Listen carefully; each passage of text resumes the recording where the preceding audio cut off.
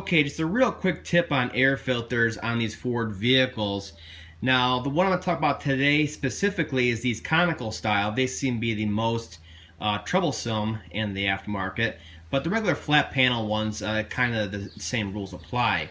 Now, what you may notice on these on the aftermarket, and I see a lot, I change a lot of air filters. I figure out lots of drivability concerns, kind of my specialty. What I noticed on these is the paper media on here, it's not very rigid at all.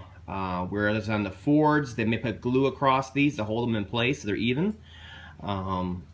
Whereas these, they can crush and just kind of fall apart. They're made very cheaply. Watch, look inside here. Look at that. It's horrible. And then the actual seal right here that keeps not only unmetered air out, but of course dirt and rain and everything else, they get deformed very easily on these. It's more of a foam gasket, whereas on the Motorcrafts here, you'll notice the media is very tight and strong on there, but also the gasket is more of a rubberized gasket, where it can handle the extreme heat better. It doesn't deform like the foam ones do, and it also is a little bit thicker, so it really tightens up in there, and you'll notice a difference right away. It'd be a lot harder to put that band clamp on there.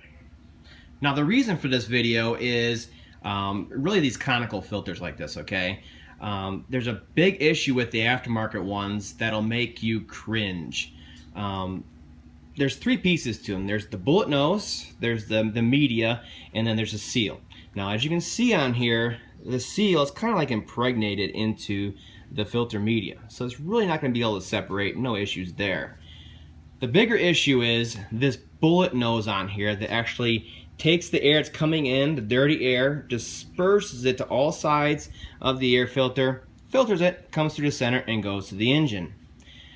What happens on these aftermarket ones, I've never seen it in the Motorcraft, is the glue on here, for whatever reason, heat cycles, cheap glue, not enough glue, whatever, the bullet nose on here falls off.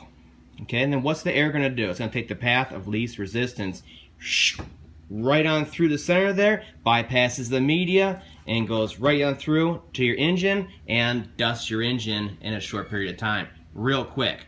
And what dusting the engine is basically the dirt coming in to the engine, straight up dirt, and it will act like an abrasion in your cylinder walls there and scuff them up big time in there.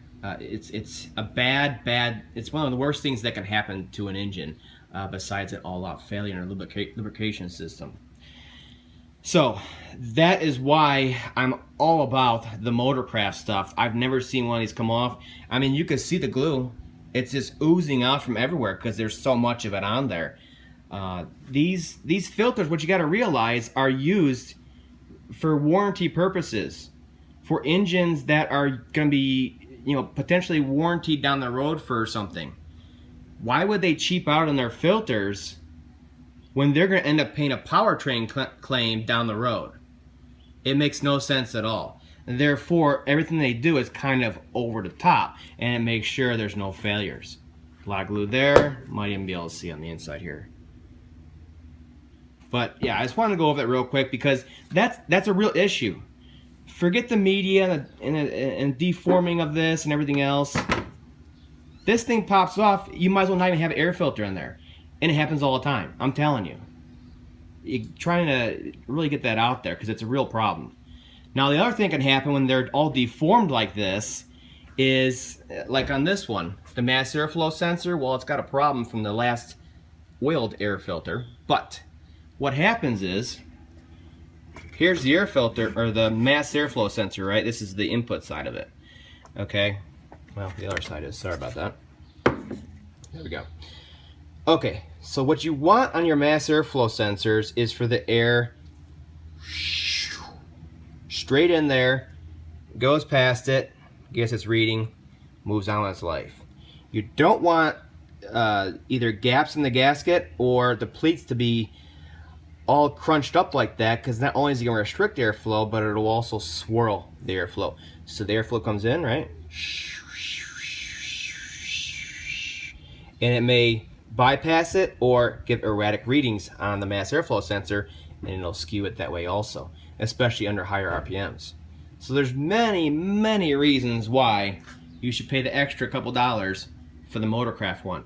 Now another tip I can give you is on Amazon, you can actually get these cheaper than I can even get them at my dealer cost. So if you're doing it for money reasons, throw it one off to the side, okay, and go to Amazon and buy a Motorcraft. Done. And you're paying the same amount of money as you are at the auto parts store for that garbage filter, which, like I said, when that cone pops off, it's like there's no filter at all. Something to think about.